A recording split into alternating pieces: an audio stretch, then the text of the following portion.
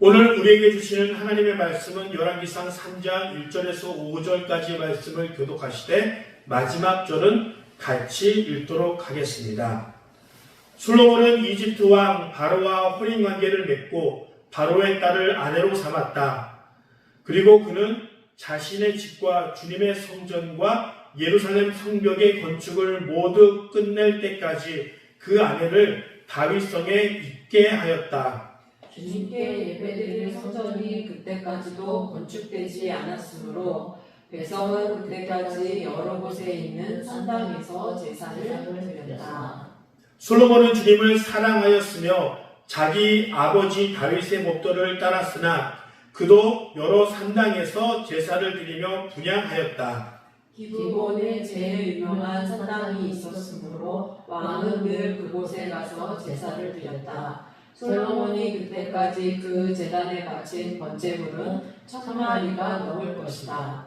한 번은 왕이 그리로 제사를 드리러 왔는데 그날 밤에 기브온에서 주님께서 꿈에 솔로몬에게 나타나셨다. 하나님께서는 말씀하시기를 내가 너에게 무엇을 주기를 바라느냐 나에게 구하여라 하셨다. 네. 1천 번제보다 더 기뻐하시는 것이라는 제목으로 말씀을 전할 때 큰 은혜가 있길 간절히 소망합니다. 우리나라 역사 가운데 백제와 고구려가 멸망당하고 신라가 삼국을 통일합니다. 그리고 그 신라가 힘이 쇠퇴하고 후삼국이 진행이 됩니다. 그리고 그 후삼국을 통일한 사람이 고려 일대왕 태조 왕건입니다. 우리가 보통 최수종으로 기억하는 태조 왕건입니다. 그런데 이 태조 왕건은 이렇게 후삼국을 통일하고 나서 그 후삼국에 있은 많은 그런 부족 세력들을 규합하기 위하여 정책을 실행하였는데 그것은 바로 혼인을 통하여 다른 지역의 통우나 귀족들과 결혼함으로 그 나라의 정책을 펴나갔습니다. 그래서 이 태조 왕건은 그의 아내가 29명으로 아주 많은 아내를 거느렸고, 그런데 이것이 좋을 때는 태조 왕건이 살아있을 동안은 나라가 하나가 되도록 일치시켜주는 효과가 거두어지는데, 이렇게 아내가 많다는 것은 태조 왕건이 죽고 나서 곧 무엇이 일어나요? 왕자들의 난이나 후계권을 두고 전쟁이 일어나는 일들이 곧 벌어집니다. 어찌하였던 이 태조 왕건은 후삼국을 통일하고 나서 그 나라를 안정시키기 위해 각 주요한 세력과 결혼함으로 이 나라를 안정시켜 나갔습니다. 다윗이 왕이 된 이스라엘 초반에는 그의 나라가 그렇게 굳건하게 세우지 않았습니다.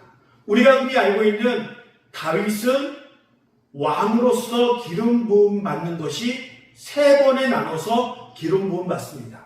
첫 번째는 그가 어렸을 때 그의 집 사무엘에게 아무도 알지 못하게 기름 부음을 받았습니다.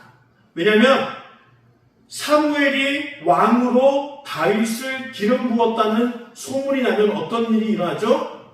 사울 왕이 다윗을 찾아서 죽일 수 있기 때문에 아무도 모르게 그 형제와 아버지만 알고 있는 상태로 기름을 붓습니다.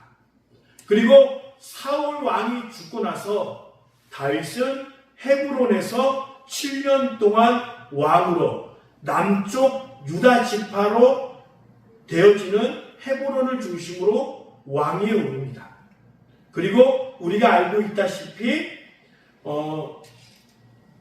이스보셋으로 연결되어지는 그 북이스라엘의 그 많은 지파가 다윗이여 이제 우리를 위하여 이스라엘 통합의 왕이 되어 주십시오라고 요청을 되어질 때 그렇게 헤브론에서 7년 그리고 예루살렘에서 33년 동안 왕위에 오르게 됩니다. 그런데 실질적으로 헤브론에서 다윗이 왕이 되어질 때는 그렇게 많은 다른 나라를 영토를 회복하고 영향력을 미치지 못했습니다. 왜냐하면 그 당시에 북쪽에 있는 세력들과 전쟁을 벌이고 분단되어지었기 때문에 나라가 발달할 수 없었습니다. 그런데 나라가 통일이 되고 예루살렘의 도읍이 정해지고 나서 이제 블레셋과의 전투를 통해서 잃어버렸던 많은 영토들도 회복하고 그리고 더 나아가서 원래 이스라엘 사람들의 영토가 아닌 것도 회복함으로 잃어버렸던 영토도 회복하고 더 영토가 국력이 신장되어지고 더 넓혀지는 일들이 벌어지게 됩니다. 그리고 그의 아들 솔로몬이 왕위가 되어졌을 때는 그 다윗이 이룩한 그 강력한 군사력과 또 우리가 알고 있다시피 그 솔로몬이 가졌던 지혜, 하나님이 주셨던 그 지혜와 많은 축복으로 인하여서 이스라엘에게 있어서 가장 최고의 전성기를 맞이합니다. 그 전성기가 얼마만큼 전성기였냐면 바로 애굽 왕 바로의 딸과 결혼할 정도로 전성기를 맞았다는 거예요. 그 당시에 애굽이라는 나라는 어마어마하게 강력한 나라였습니다. 그래서 그의 딸과 결혼을 시킨다는 것은 그의 세력이 사위가 되는 그 나라의 세력이 화려하거나 대단하지 않으면 결혼을 시키지 않았습니다. 그래서 애굽 바로의 사위가 된다는 것은 그의 나라가 얼마만큼 대단한 나라인지 간접적으로 우리에게 보여주고 있습니다. 그런데 거기서 끝나는 것이 아니라 이 솔로몬의 외교 정책은 왕건과 비슷하게 결혼 제도를 통하여 이렇게 친목 관계, 주위에 있는 나라들과 친목과 연합으로 나아갑니다. 그래서 열왕기상 11장 1절에 보면 솔로몬 왕은 외국 여자들을 좋아하였다. 이집트의 바로의 딸 말고도 모압 사람과 암몬 사람과 에돔 사람과 시돈 사람과 헷 사람에게서 많은 외국 여자를 후궁으로 맞아야 하였다. 그는 자그마치 700명의 후궁과 300명의 첩을 두었는데 그 아내들의 마음을 사로잡았다라고 표현하고 있습니다. 그렇게 영향력이 있고 강대국인 솔로몬과 다른 외국의 여자들과 결혼한다는 것은 격이 맞아야 합니다. 그래서 아마 이 모압과 암몬과 에돔과 시돈과 헷 사람들 중에서 아마도 추정하기로는 그 나라의 왕들의 공주들과 결혼했을 거라고 추정합니다. 그리고 예루살렘을 중심으로 이스라엘 주변에 있는 거의 대부분의 나라의 공주들과 결혼한 것을 볼 수 있습니다. 순수한 혈통, 대단한 나라의 공주들과 결혼함으로 그의 왕권을 강성하게 세우고 있는 것을 볼 수 있습니다. 그런데 우리나라는 대리사위제냐 민며느리제냐 결혼을 해서 아내가 남편 집으로 이동하느냐 아니면 남자가 아내 집으로 가느냐 이런 복잡한 결혼 제도가 있습니다.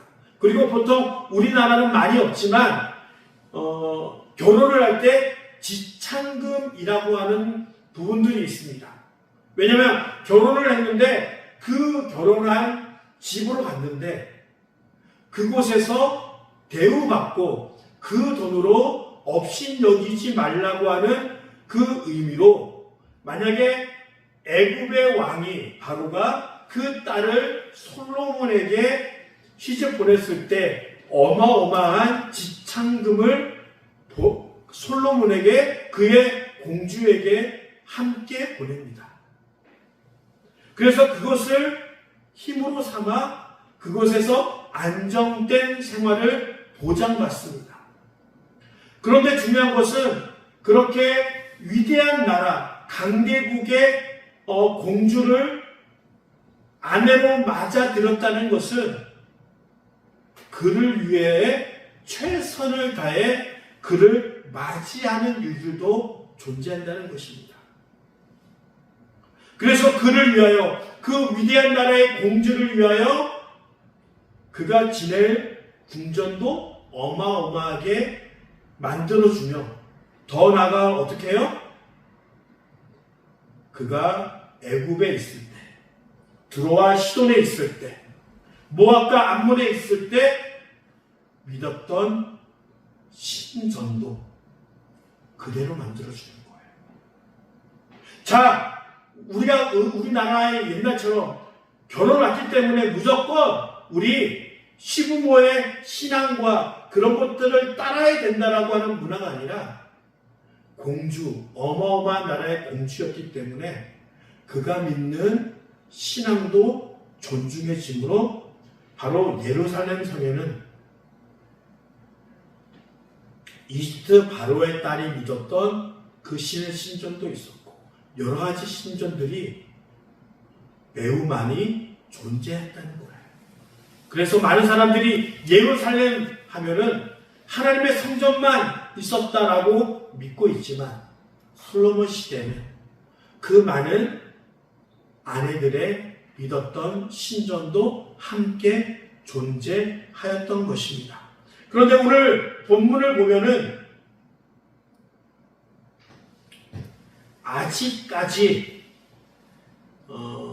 성전이 만들어지지 않을 때 그리고 더 나아가서 하나님의 그 성전과 더 나아가서 예루살렘 성이 완공되었지 않을 때 바로의 공주를 아내로 데려왔다라고 열왕기상 3장 1절에 나와 있습니다. 보통 다윗이 살았던 그 궁전은 작게 이야기할 때 시온성이라고 불리거나 다윗성이라고 부릅니다. 이것이 바로 다윗성의 모형입니다. 다윗이 여부스 사람으로부터 예루살렘을 빼앗고 만들었던 성은 그렇게 큰 성이 아니었습니다. 바로 이것이 다윗성입니다. 그리고 지금 이 모습은 다윗성이 발굴하고 있는 모습의 사진입니다. 우리가 얘기하는 어마어마한 규모의 성이 아니라 다윗이 임시적으로 만들었던 작은 성이었습니다. 바로 그렇고 있을 때 솔로몬이 왕위에 올랐고 성벽을 더욱더 확장하고 성전이 완공되기 전에 그렇게 애굽의 공주를 아내로 맞이한 것을 볼 수 있습니다. 그런 상황에서 우리가 너무나도 잘 알고 있던 솔로몬이 일천번제를 하나님께 드리는 모습이 나왔습니다.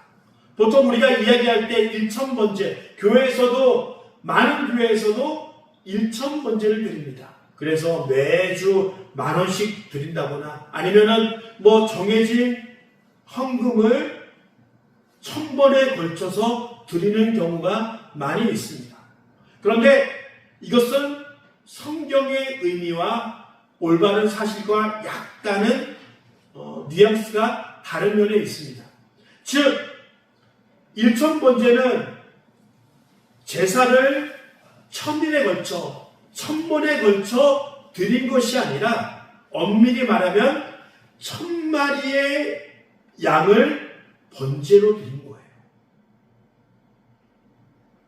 1000번이 아니라 어찌됐든 그 1000마리의 양을 하나님께 번제로 드리기 위해서는 많은 시간과 또 노력과 그것을 완전히 불태우기까지는 시간이 걸리지만 어찌하였든 그것이 며칠 안에 하나님께 한 번의 제사로 1000마리의 양을 드리는 것을 의미합니다. 보통 우리가 제사에 대해서 배울 때 모든 그 양을 불로 태워서 드리는 제사는 번제입니다. 화목제는 어떻게 해요? 간단하게 드리고 그 동물의 고기를 서로 나눠 먹거나 아니면은 속건제와 속죄제는 일정한 양을 하나님께 태워서 드리고 나머지는 누가 먹는 거예요? 제사장이 먹는 거예요. 제사장이 먹이에요.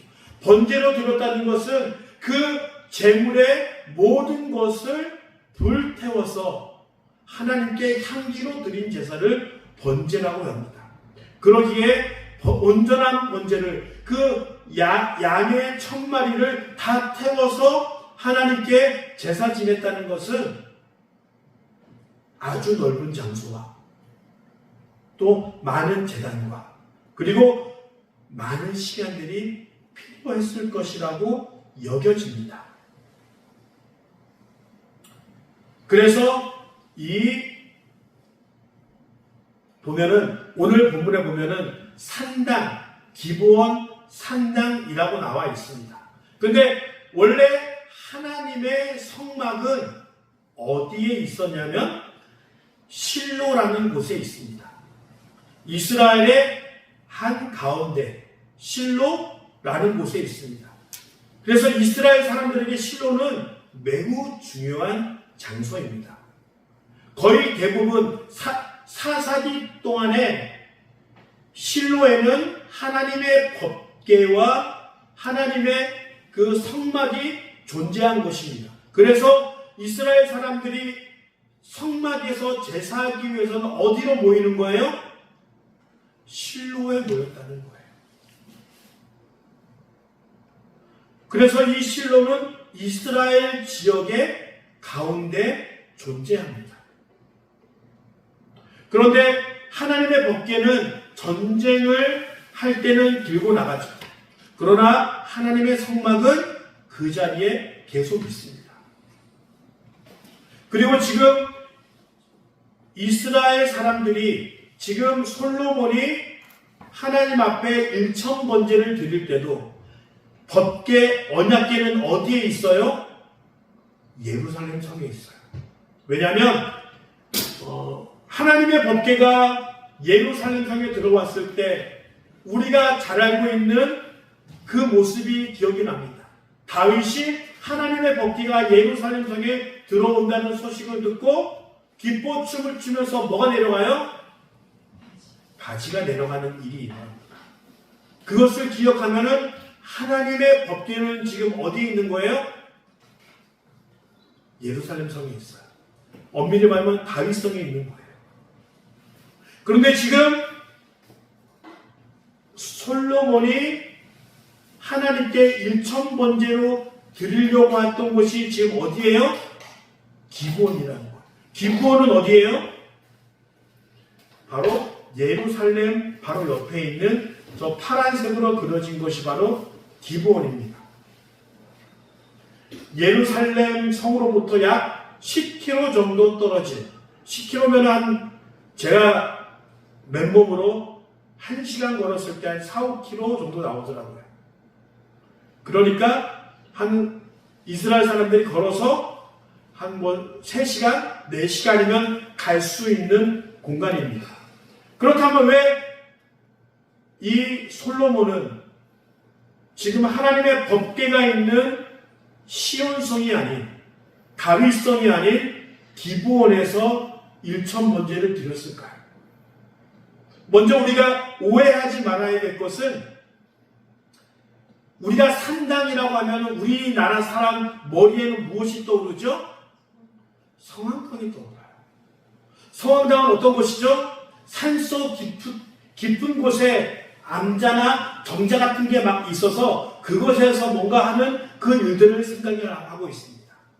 그런데 성경에 나와 있는 산당이라는 개념은 우리가 알고 있는 산당, 성황당의 개념이 아니라 하이플레이스, 즉 그 산의 가장 높은 곳에 뻥 뚫린 곳에 위치하고 있는 곳이 바로 산당이라는 거예요. 지금 이스라엘의 기브온에 있는 산당의 곳이 바로 이런 모습입니다. 이게 바로 솔로몬 시대 때 있던 그 산당의 모습은 아니지만 이렇게 높은 산 가운데 뻥 뚫려 있고 가장 높은 곳에 위치한 것이 바로 산당입니다. 그리고 중요한 것은 이 산당이 어떤 번역본에는 유명한 곳이었다라고 나와 있고 또 개역 개정판에는 매우 큰 산당이 존재했다라고 나와 있습니다. 그리고 어떤 사람들은 산당이 여러 군데 있었다라고 얘기합니다.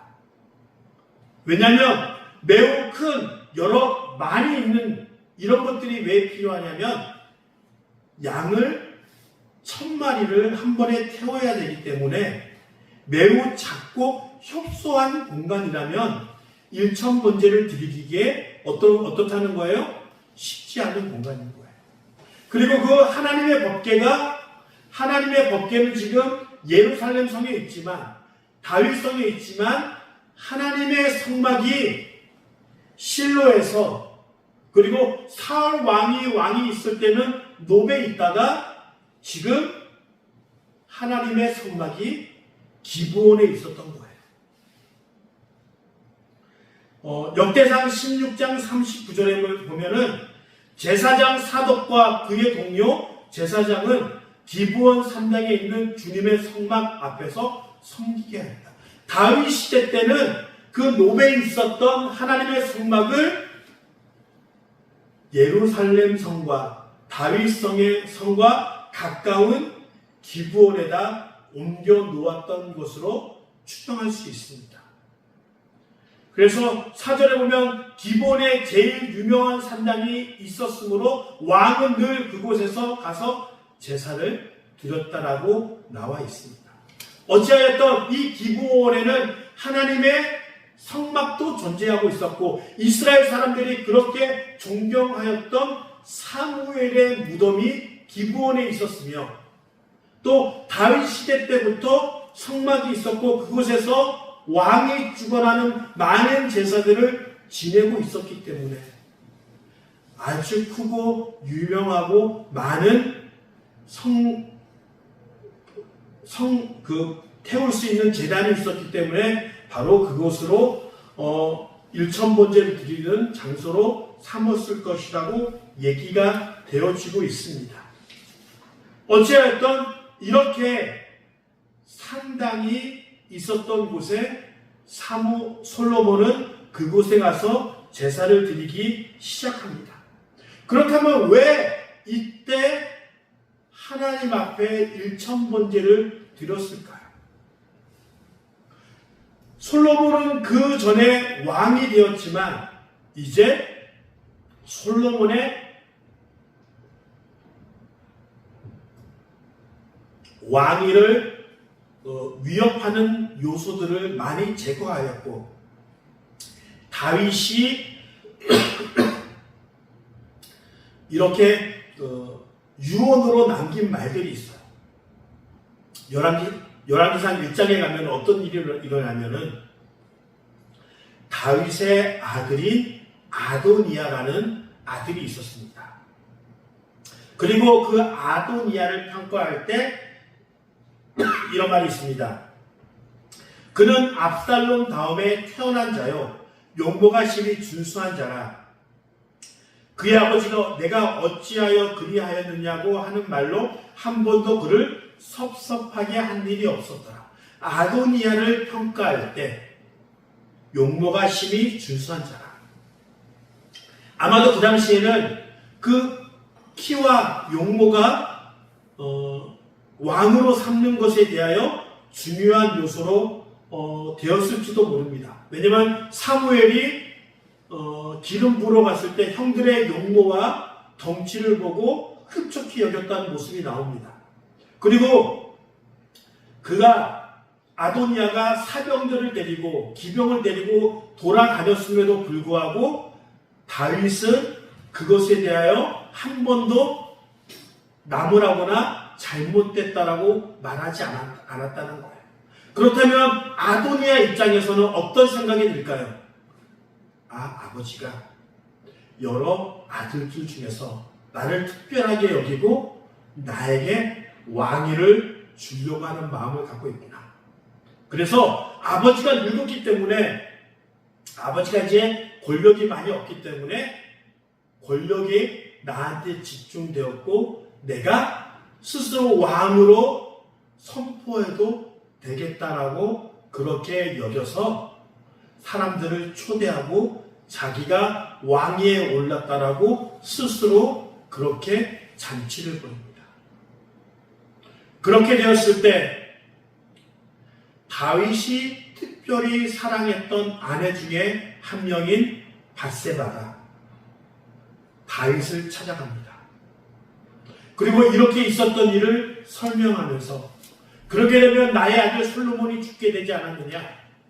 솔로몬을 왕으로 삼아달라는 요청을 합니다. 지금 한 곳에서 아도니아는 스스로 왕으로 선포하고 있는 상황에서 밧세바는 그 늙은 다윗을 찾아가서 자기 아들을 왕으로 삼아달라고 진정으로 요청하고 있습니다. 그러자 다윗은 아도니아가 왕으로 스스로 왕위에 오른 것을 인정하지 않고 솔로몬을 왕으로 인정합니다. 그 소식이 아도니아와 잔치를 벌린 사람들에게 알려지니까 어떤 일이 벌어져요? 모든 사람들이 다 뿔뿔이 도망가고 아도니아도 혹시 솔로몬에게 죽음을 당하지 않을까 제단에 있는 뿔을 잡고 있습니다. 그리고 율법에는 제단의 뿔을 잡고 있는 사람들을 죽여서는 안 된다라고 나와 있기 때문에 솔로몬도 그것을 인정하고 아도니아를 죽이지 않습니다.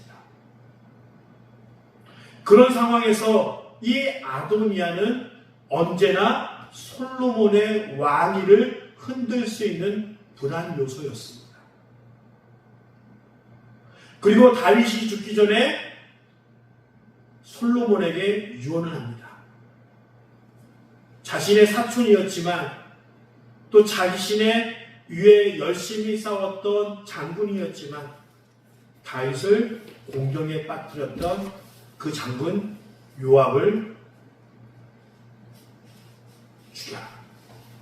그리고 압살롬이 반란을 일으켰을 때 도망갔을 때 다윗을 저주하고 조롱하였던 시므이를 그냥 죽도록 내버려 두지 말아라. 꼭 이 말을 쉽게 얘기하면 꼬투리를 잡아서라도 뭔가 잘못을 끄집어내서라도 꼭 죽여라 라는 유언을 남깁니다. 그리고 나서 아도니아도 실수로 죽이게 되고 요압도 죽이고 이 시므이도 죽이고 더 이상 솔로몬의 왕위를 흔들 수 없는 사람이 없고 그리고 그 다윗의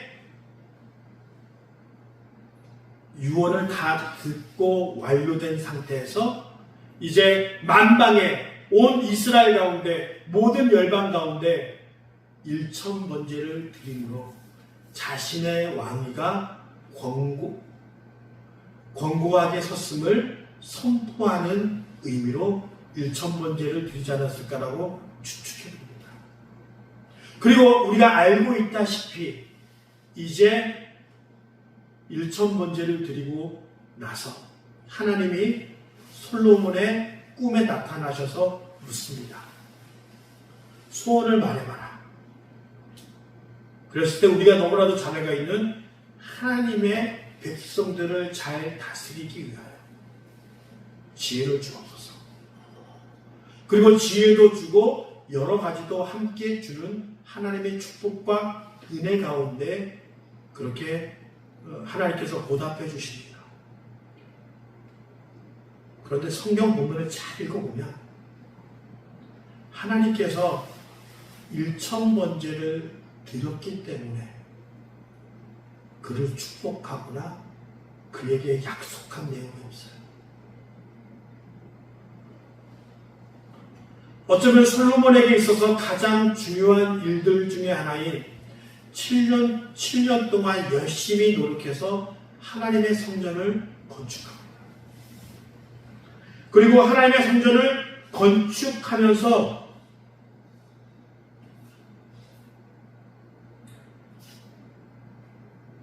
어마어마한 물자와 또 백향목과 또 많은 것들을 통하여 성전을 건축합니다.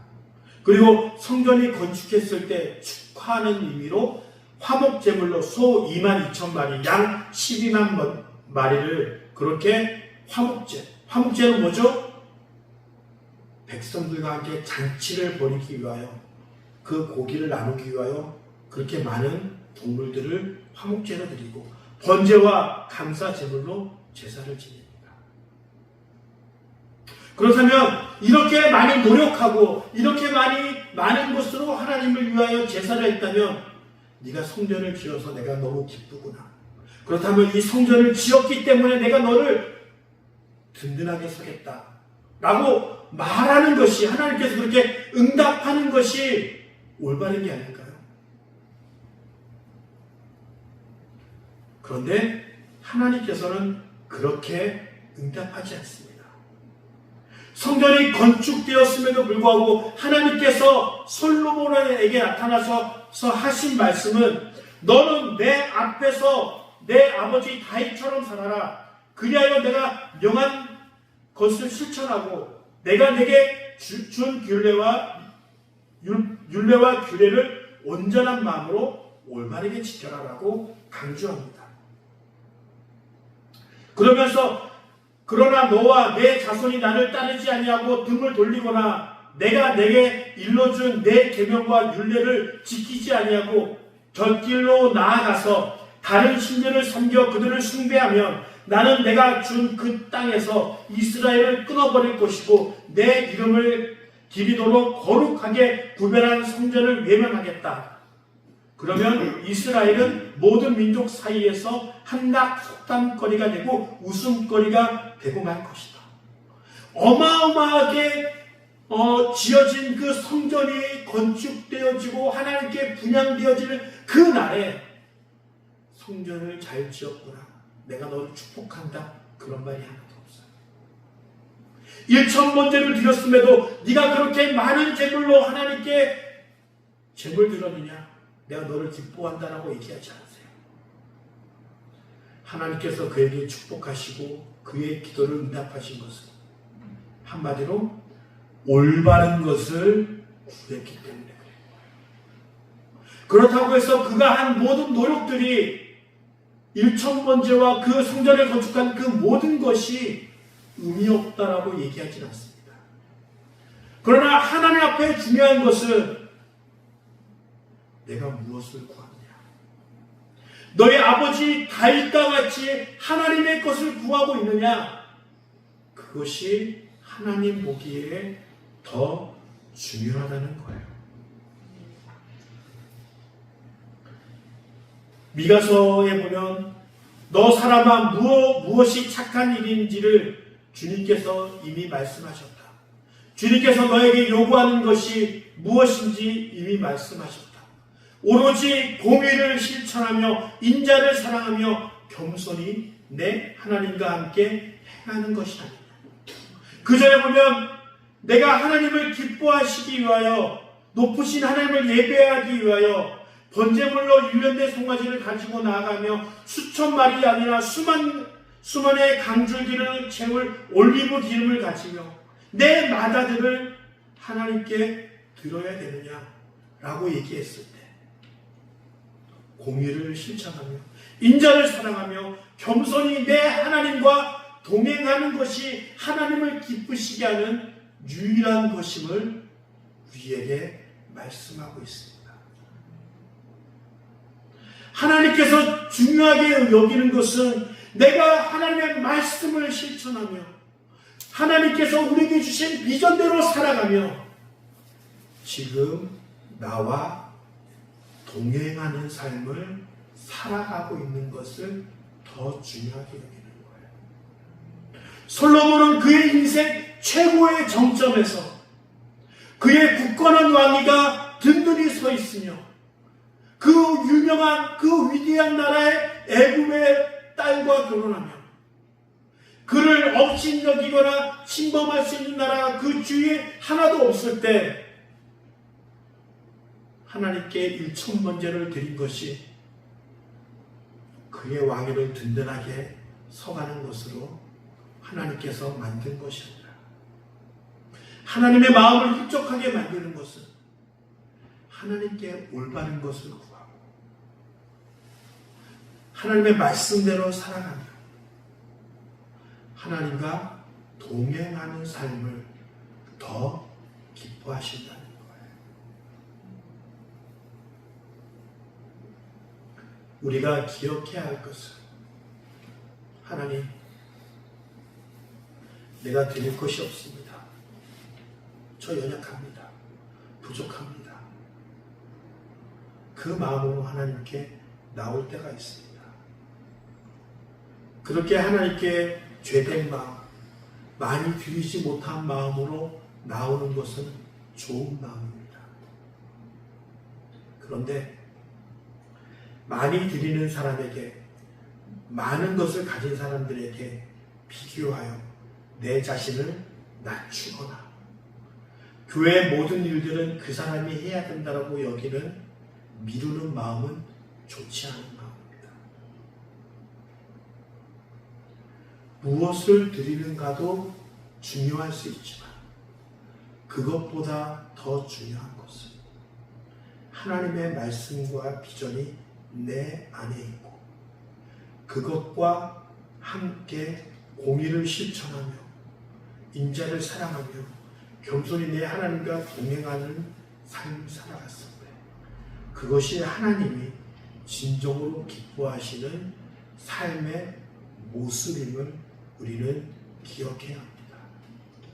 그래서 우리는 끊임없이 고백해야 합니다. 내가 원하는 한 가지 주님의 기쁨이 되는 것. 내가 원하는 한 가지 주님, 겸손한 주님과 동행하는 것을 기억하며 나가기 간절히 축원합니다.